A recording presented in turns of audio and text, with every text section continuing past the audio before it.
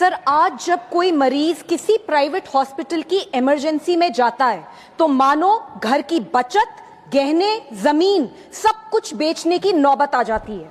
आप हॉस्पिटल के अंदर जाइए, बेड्स की कैटेगरी देखिए, डिलक्स, प्रीमियम, स्वीट, इनका रूम रेंट कई बार 5 स्टार होटल से भी ज्यादा होता है।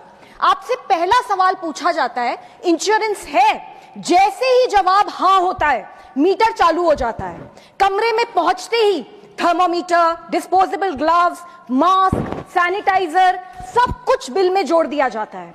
हम डॉक्टरों के इलाज पर सवाल नहीं उठा रहे हैं, हमारी जिंदगी बचाते हैं, वो भगवान समान है। डायग्नोस्टिक टेस्ट बिल्कुल जरूरी हो सकते हैं, लेकिन कई बार हॉस्पिटल्स के दबाव में बढ़ा चढ़ाकर लिखे जाते हैं। जेनरिक की जगह महंगी ब्रांडेड मेडिसिन लिखी जाती हैं, जो बाहर 15 to 20% डिस्काउंट पर मिलती हैं, लेकिन हॉस्पिटल में पूरी कीमत पर बेची जाती हैं। नर्सिंग चार्ज, डॉक्टर विजिट फी, रूम रेंट, सब कुछ इतना महंगा। बिल ट्रांसपेरेंट नहीं होते, बल्कि उनमें हिडन चार्जेस और अनएक्सप्लेन्ड फीस होती हैं।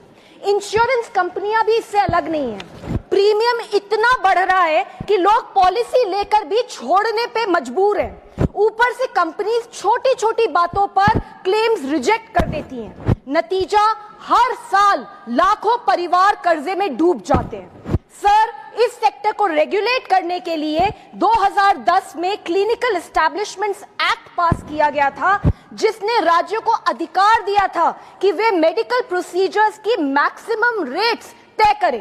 लेकिन आज भी सिर्फ 12 राज्यों ने इस कानून को अपनाया है। यहां तक कि देश की राजधानी दिल्ली ने भी ये कानून नहीं अपनाया। इसलिए सर, मेरी मांग है, नंबर 1, क्लिनिकल एस्टैब्लिशमेंट्स एक्ट को सभी राज्यों में मैंडेटरी बनाया जाए। 2, इमरजेंसी केयर में कानूनन इलाज पहले, बिल बाद में। 3, हॉस्पिटल्स में ट्रांसपेरेंट एंड रीजनेबल बिलिंग होनी चाहिए। नंबर 4, इंश्योरेंस प्रीमियम हाइक्स पर सख्त निगरानी हो। सरकार की जिम्मेदारी है कि प्राइवेट हॉस्पिटल्स में भी इंसान को इंसान माना जाए, कोई रेवेन्यू मॉडल नहीं। Sir, this is very important for the health of our nation. Thank you sir.